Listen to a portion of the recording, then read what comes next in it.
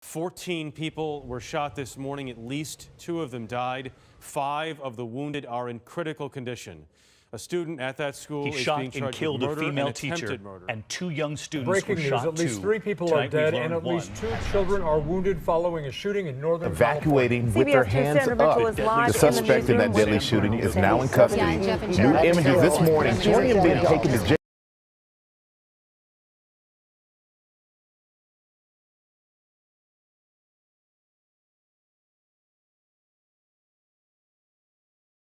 I do grieve for the victims of Parkland. I grieve for the victims of Las Vegas, of Newtown, of Orlando, of Virginia Tech, for the thousands of men, women, and children that are killed, robbed, assaulted, and raped at gunpoint every year. I never intend to take advantage of their deaths. However, I am fed up with grief. I am tired of giving thoughts and prayers and hoping it stops. These aren't isolated incidents. We are facing a growing problem in our society, and simply doing nothing about it is not going to change it.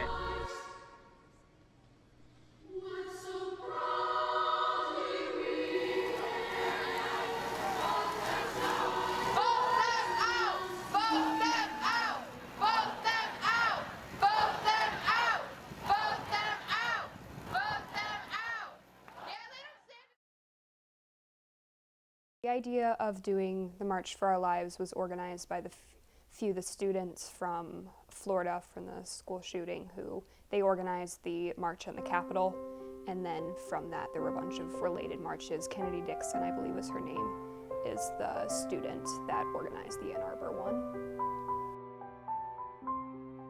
I think the March for Our Lives was the beginning. I don't think we probably changed any people's minds that day because the people that attended the march were people that already believed in our issues. But I believe that it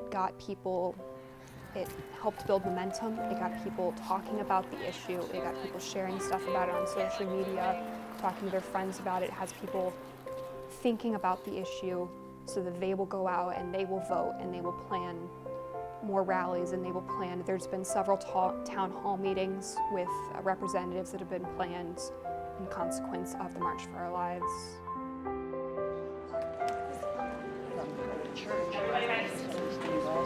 Hi everyone, thank you so much for coming to this town hall forum. My name's Kelly Green. I am a member of Novi City Council, a candidate for the 38th District House, and I am so thrilled to see so many people here. We have an epidemic of violence in this country.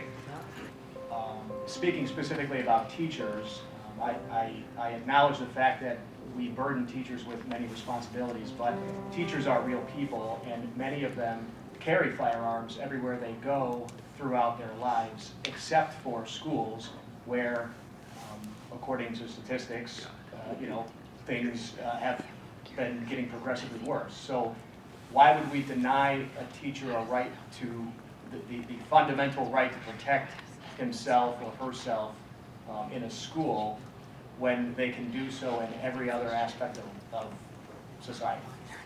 Their homes, their cars, driving to work, that's what I'm wondering. Sure, lots to unpack there. Stats sound a little funky, but I'm not really familiar with who these teachers are that you're talking about, because the teachers that I know are more concerned with having proper resources, have proper counseling resources in their schools, proper resources for books,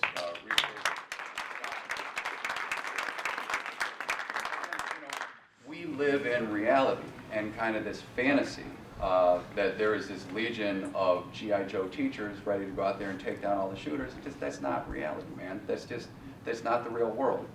There may indeed be some highly skilled, highly trained teachers who would be great for the situations that you're thinking of, but we don't legislate for only the anomaly. Now! What do we want? Gun control! When do we want it? Now! I say to other people my age that are thinking about getting involved in these issues is don't doubt yourself.